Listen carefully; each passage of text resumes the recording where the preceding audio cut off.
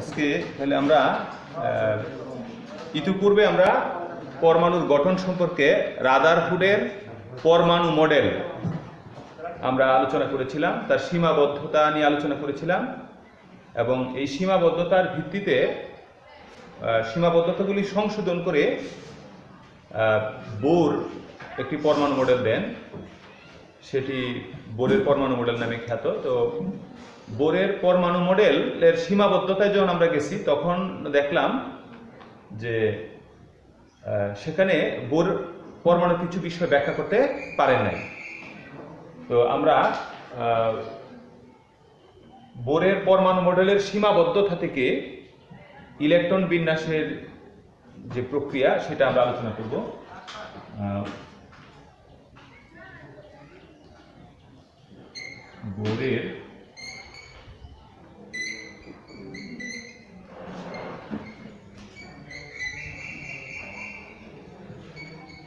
বোরের পরমাণু মডেল। তো বোরের পরমাণু মডেল কি বলা হয়েছে যে রাদারফোর্ডের পরমাণু মডেলের যে সীমাবদ্ধতা আমরা দেখলাম যে ম্যাক্সওয়েল সে বলেছিল যে পরমাণু যদি বৃত্তাকার পথে ঘুরে, পরমাণু চার্জিত কণা যখন বৃত্তাকার পথে ঘুরে তখন তার ক্রমাগত শক্তি বিকিরণ করে, অনবরত শক্তি বিকিরণ করে ক্রমাগত ক্ষুদ্রতর ব্যাসার্ধের পথে চলতে থাকবে এবং একসময় নিউক্লিয়াসে পতিত হবে। বিষয়টা এরকম যে এটা নিউক্লিয়াস যদি আমরা ধরি ধনাত্মক আধান বিশিষ্ট, তাহলে ইলেকট্রন বৃত্তাকার পথে ঘোরার সময় তার ক্রমাগত তার বৃত্তের ব্যাসার্ধ কমতে থাকবে এবং সব নিউক্লিয়াসে পতিত হবে। এবং এখান থেকে দেখা যাবে যে ইলেকট্রনগুলো যখন ব্যাসার্ধ কমে যাচ্ছে তখন সে শক্তি বিকিরণ করতেছে।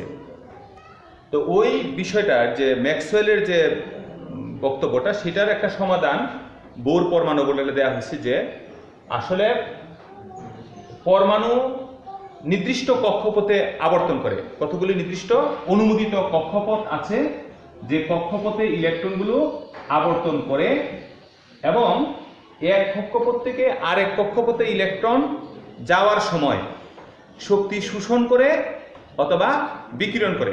ম্যাক্সওয়েল শুধু বলেছিল যে শক্তি বিকিরণ করে, অর্থাৎ ব্যাসার্ধ কমে যেতে থাকে এবং শক্তি বিকিরণ করে। তো এবং ম্যাক্সওয়েল যেটা বলছিল যে ক্রমাগত বৃত্তের ব্যাসার্ধ কমতে থাকে, কিন্তু রাদারফোর্ড বলল যে না, কতগুলি অনুমোদিত বৃত্তাকার পথ আছে, সেই পথে ইলেকট্রনগুলো ঘোরে এবং এক কক্ষপথ থেকে আরেক কক্ষপথে যাওয়ার সময় শক্তি বিকিরণ করে অথবা ব্যক্তি শক্তি শোষণও করতে পারে। এখন যদি উচ্চতর শক্তিস্তর থেকে নিম্নতর শক্তিস্তরে ইলেকট্রন আসে তাহলে শক্তি বিকিরণ করে। এই কক্ষপথে থাকতে একটা ইলেকট্রনের যে পরিমাণ শক্তি দরকার তার নিচের নিম্ন শক্তিস্তরে আসলে সেই পরিমাণ শক্তির দরকার নেই, যে কারণে সে অতিরিক্ত যে শক্তিটা আছে সেটা কি করে বিকিরণ করে বের করে দেয়। আবার ম্যাক্সওয়েল শুধু শক্তি বিকিরণের কথা বলছে কিন্তু শক্তি শোষণের তত্ত্বটি বলেনি। তবে রাদারফোর্ড বলতেছে না, বোর বলতেছে যে শুধু শক্তি বিকিরণেই করে না, বরং নিম্ন শক্তিস্তর থেকে উচ্চ শক্তিস্তরে ইলেকট্রন লাফ দিয়ে যেতে পারে এবং লাফ দিয়ে যাওয়ার সময় সে শক্তি শোষণও করে। এই শক্তি স্তরে থাকার সময় তার যে পরিমাণ শক্তি দরকার তার সেই পরিমাণ শক্তি তার মধ্যে আছে, কিন্তু এর উচ্চতর শক্তি স্তরে গেলে তার শক্তির পরিমাণ বেশি দরকার। এই জন্য এখান থেকে এখানে যাওয়ার জন্য যে পরিমাণ শক্তি তার শোষণ করা দরকার সেই পরিমাণ শক্তি শোষণ করে লাফ দিয়ে সে উপরের শক্তি স্তরে যেতে পারে। এভাবে ম্যাক্সওয়েলের যে তত্ত্ব সেটার সাথে উনি একটি সামঞ্জস্যপূর্ণ বক্তব্য তুলে ধরেন এবং এখানে বলা হয়েছিল রাদারফোর্ডের পরমাণু বলে বলা হয়েছিল যে করে না, ওই ইলেকট্রনগুলো বৃত্তাকার পথে ঘুরে নাকি উপবৃত্তাকার পথে ঘুরে এই বিষয়েও তিনি কোনো সমাধান দিতে পারেননি। বোর এই প্রশ্নের সমাধান দিল যে ইলেকট্রনগুলো কতগুলি অনুমোদিত বৃত্তাকার কক্ষপথে ইলেকট্রনগুলো ঘুরে, কতগুলি অনুমোদিত বৃত্তাকার কক্ষপথে ইলেকট্রনগুলো ঘুরে। তো এইভাবে বোর পরমাণু মডেলের যে সীমাবদ্ধতা সেগুলো তিরোহিত হয়। কিন্তু বোর পরমাণু মডেলের কিছু সীমাবদ্ধতা দেখা যায়। যেমন বোর পরমাণু মডেল দেখা গেছে যে বোর পরমাণু মডেলে এক ইলেকট্রন বিশিষ্ট হাইড্রোজেন পরমাণুর ব্যাখ্যাটা সঠিকভাবে দিতে পারলেও বহু ইলেকট্রন বিশিষ্ট পরমাণুর ইলেকট্রনগুলো কিভাবে ঘুরে সেই বিষয়ে উনি সঠিক ব্যাখ্যা দিতে পারে নাই। এবং সেখানে যেটা ঘটে যে উনি বলছে যে যদি একটা শক্তিস্তর থেকে আরেকটা শক্তিস্তরে ইলেকট্রন লাফ দিয়ে যায় তাহলে বর্ণালীতে একটি রেখা সৃষ্টি হবে, বর্ণালীতে একটি রেখা সৃষ্টি হবে। তাহলে আমরা প্রথম সেল থেকে দ্বিতীয় সেলে গেলে একটি, দ্বিতীয় থেকে হয়তো তৃতীয়তে গেলে আর এরকম দুইটি, এবং অর্থাৎ এক সেল থেকে আরেক সেলে গেলে একটি করে রেখা বৃদ্ধি পায়। তাহলে প্রথম সেলে থাকতে একটি, দ্বিতীয় সেলে গেলে দুইটি, তৃতীয় সেলে তিনটি এবং চতুর্থ সেলে চারটি করে রেখা হবে। উনি বললেন যে ইলেকট্রনগুলি লাফ দিয়ে যাওয়ার সময় এই বর্ণালীতে একটি, দুইটি এবং তিনটি বা চারটি রেখা সৃষ্টি হবে। কিন্তু দেখা গেছে যে অতি সূক্ষ্ম যন্ত্র দ্বারা পরবর্তীতে দেখা গেছে যে এই যে রেখাগুলো কথা বলা হয়েছে এই একই রেখার মধ্যে আসলে কতকগুলো রেখা খুব ঘন সন্নিবিষ্ট থাকার কারণে এটাকে আসলে এক রেখা বলে মনে হচ্ছে, আসলে একটি রেখা। তো ওইটা কেন হয় যে একই রেখা, যে তুমি একটা রেখার কথা বলছো, এটার মধ্যে আরো অনেকগুলো রেখা পরস্পর ঘনী সন্নিবিষ্ট থাকে, এইটার কি ব্যাখ্যা ওইটা উনি দিতে পারেন না। তো ওইটার ব্যাখ্যাটা কি? এটার ব্যাখ্যাটা হলো যে আর এই যে রেখাগুলো কেন তৈরি হয় আমি একটু যদি এভাবে বলি যে আমি ধরলাম যে 3 নাম্বার সেল থেকে ইলেকট্রন লাফ দিয়ে 2 নাম্বার সেলে আসবে। 3 নাম্বার সেল থেকে লাফ দিয়ে যখন 2 নাম্বার সেলে ইলেকট্রন আসবে তখন সে কিছুটা শক্তি বিকিরণ করবে। সেই বিকিরিত শক্তি তার পরিমাণের উপর তার তরঙ্গ দৈর্ঘ্য নির্ভর করে, এবং তরঙ্গ দৈর্ঘ্যের কারণে বিভিন্ন বর্ণের সৃষ্টি হয় আমরা জানি। তো এই তাহলে তৃতীয় সেল থেকে দ্বিতীয় সেলে আসার সময় যে পরিমাণ শক্তি নির্গত হয়, দ্বিতীয় সেল থেকে প্রথম সেলে আসতে কিন্তু সেই পরিমাণ শক্তি নির্গত হবে না, তার চেয়ে ভিন্ন পরিমাণ শক্তি বিকিরিত হবে। এবং এই বিকিরিত শক্তি থেকেই বর্ণালীতে ওই বর্ণালীর সৃষ্টি হয়। তাহলে এখন আমরা যে বর্ণালীতে আমরা দেখলাম যে প্রথম শক্তি স্তরে একটি বর্ণালী হয়, বর্ণালীতে একটি রেখা পড়ে, দ্বিতীয় শক্তি স্তরে বর্ণালীতে দুইটি রেখা, তৃতীয় শক্তি স্তরে বর্ণালীতে তিনটি রেখা, চতুর্থ শক্তি স্তরে বর্ণালীতে চারটি রেখা।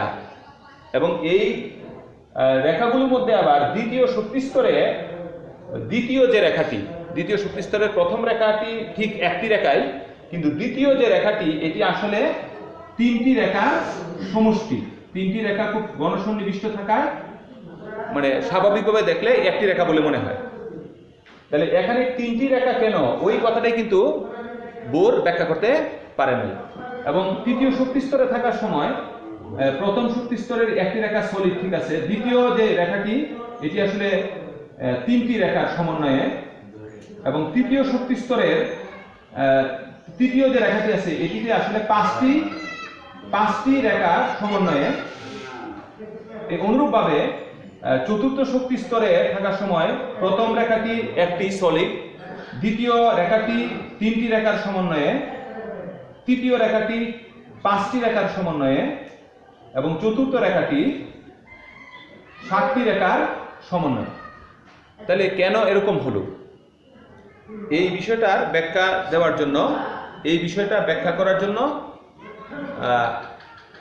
যে ধারণাটা কাজ করে সেটি হলো যে প্রত্যেকটা শক্তি স্তরে কতগুলো, প্রত্যেকটা শক্তি স্তর আবার কতগুলো উপশক্তি স্তরে বিভক্ত, প্রতিটি শক্তি স্তর আবার কতগুলো উপশক্তি স্তরে বিভক্ত থাকে।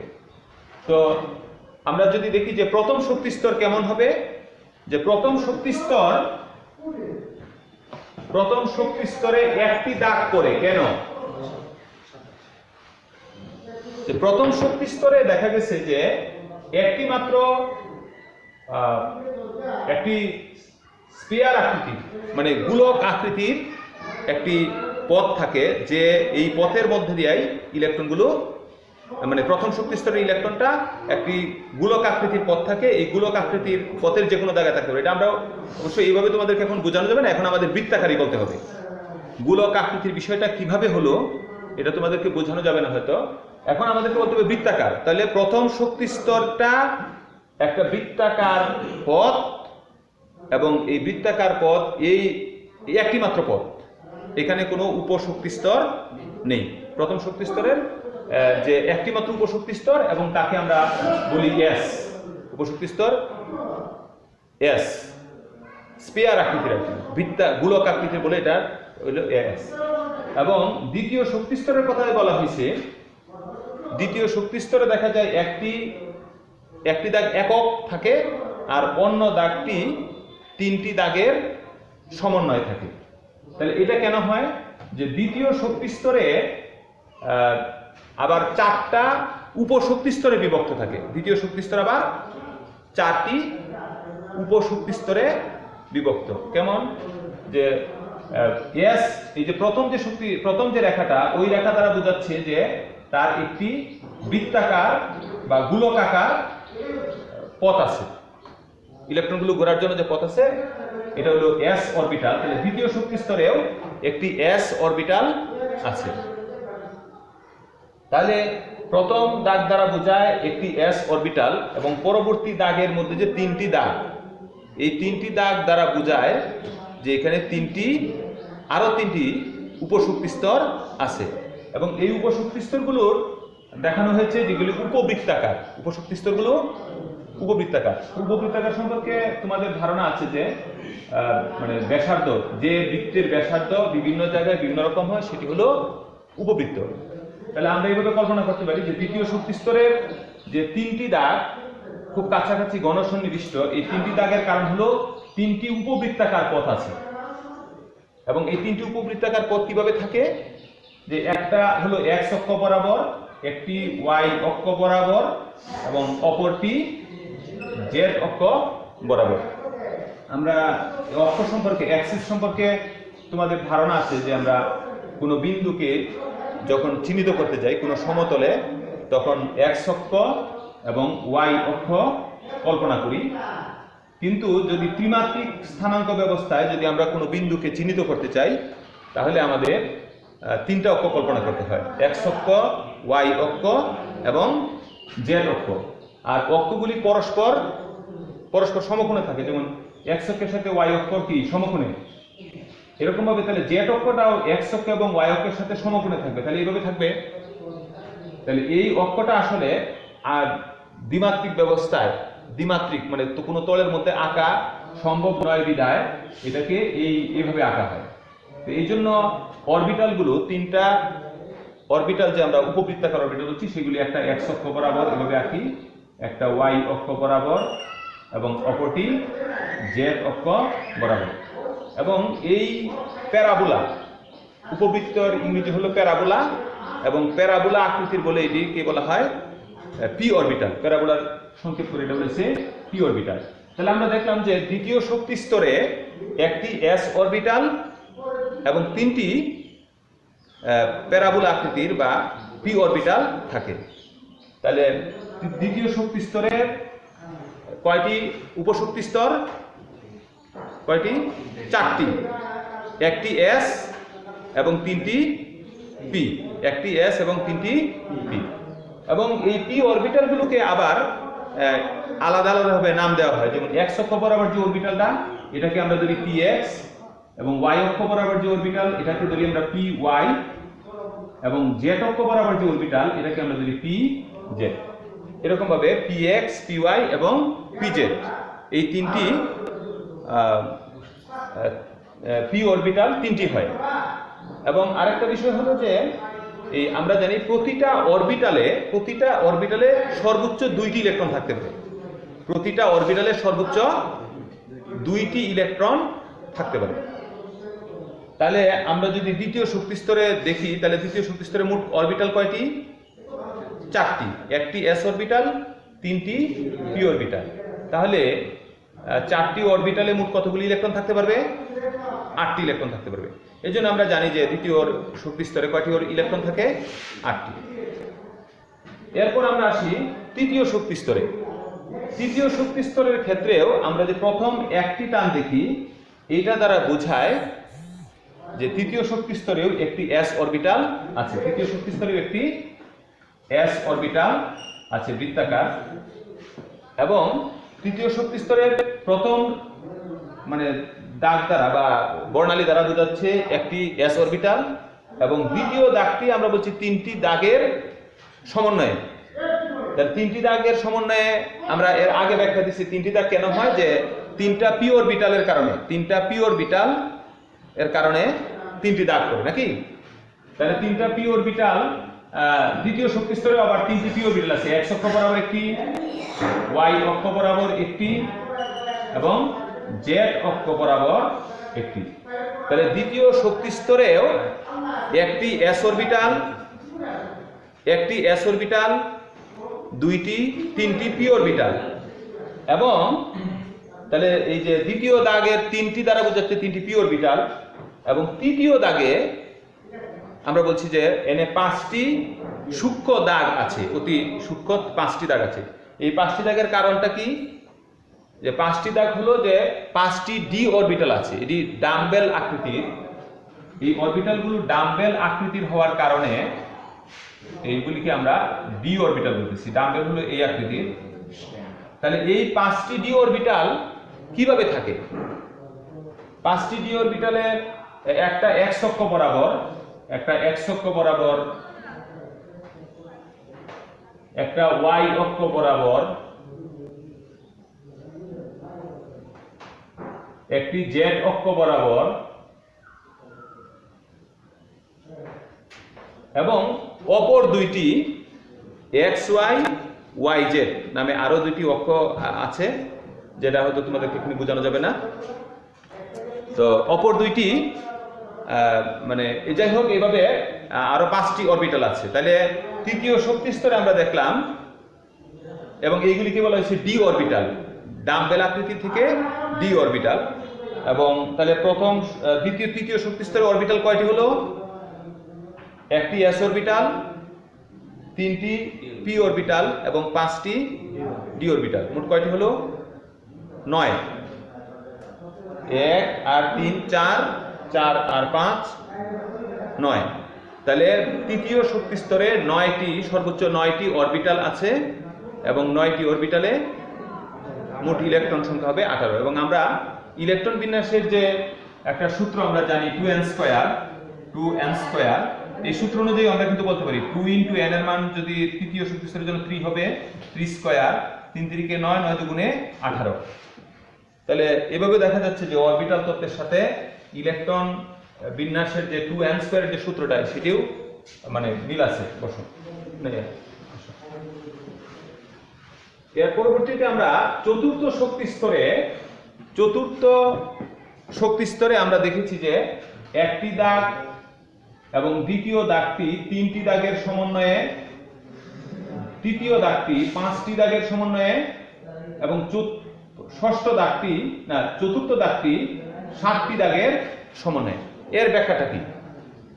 এর ব্যাখ্যা হলো যে আমরা চতুর্থ শক্তি স্তরেও একটি s অরবিটাল থাকে। চতুর্থ শক্তি স্তরে একটি s অরবিটাল থাকে, একটি s অরবিটাল 3টি দাগ দ্বারা বোঝাচ্ছে। চতুর্থ শক্তি স্তরেও 3টি পি অরবিটাল থাকে, এবং 5টি দাগ অর্থাৎ 5টি ডি অরবিটাল থাকে, এবং 7টি দাগের দ্বারা বোঝায় 7টি এফ অরবিটাল থাকে। তাহলে চতুর্থ শক্তি স্তরে মোট অরবিটাল কয়টি?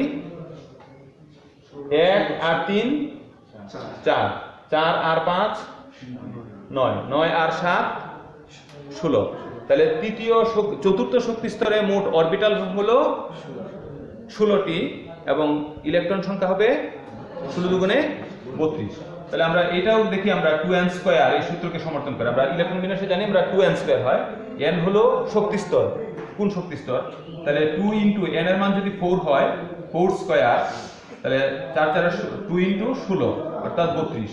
তাহলে চতুর্থ শক্তি স্তরে সর্বোচ্চ 32টি ইলেকট্রন থাকতে পারে।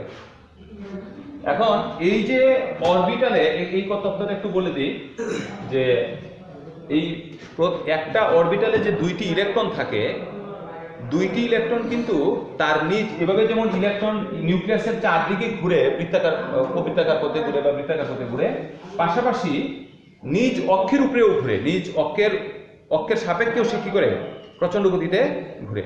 এবং একটা অরবিটালে যে 2টা ইলেকট্রন থাকে, 2টা ইলেকট্রনের মধ্যে একটা যদি ঘড়ির কাঁটার দিকে ঘুরে, অপরটি ঘড়ির কাঁটার বিপরীত দিকে ঘুরে।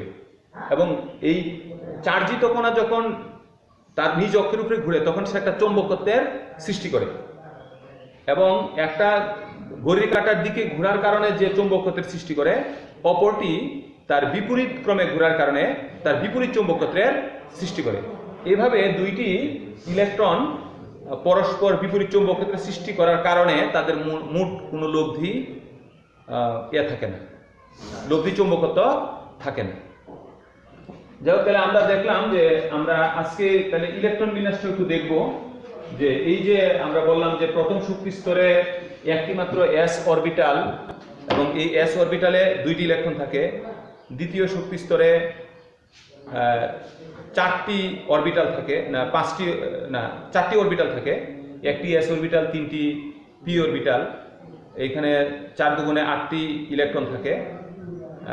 এরকম ভাবে আমরা যদি দেখি যে একটা পরমাণুতে মোট 32টি বা 29টি ইলেকট্রন আছে। আমরা কপারে জানি, কপারের পারমাণবিক সংখ্যা হলো 29। তাহলে তার পারমাণবিক সংখ্যা যত, ইলেকট্রন সংখ্যা হবে তত। তাহলে 29টি ইলেকট্রন থাকে। এরকম ভাবে কোনো পরমাণুতে 50টা, 60টি, 55টি, 54টি ইলেকট্রন থাকতে পারে। তো এতগুলি ইলেকট্রন থাকলে পরে এই ইলেকট্রন কোন শক্তি স্তরে কয়টি ইলেকট্রন থাকবে, কোন শক্তি স্তরে কতটি ইলেকট্রন থাকবে। তাহলে এটা আমরা একটু দেখি যে আমরা এরকম লিখতে পারি যে প্রথম